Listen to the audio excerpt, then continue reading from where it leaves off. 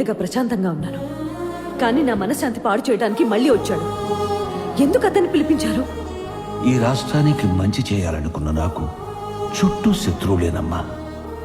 వాళ్ల దౌర్జన్యాల నుంచి నా ఆశయాలని కాపాడుకోవడానికి బ్రహ్మ సపోర్ట్ నాకు కావలసి వచ్చింది. అందుకే రమ్మన్నాను. వచ్చాడు. కొండంత అండగా నిలబడ్డాడు. ఇది ఈ రోజు నీకు అర్థం కాకపోవచ్చు, కానీ నాకులాగే ఏదో ఒక రోజు నీ చుట్టూ చీకటి కమ్ముకున్నప్పుడు దాన్ని తరిమి కొట్టే ఒకే ఒక్కడు బ్రహ్మ.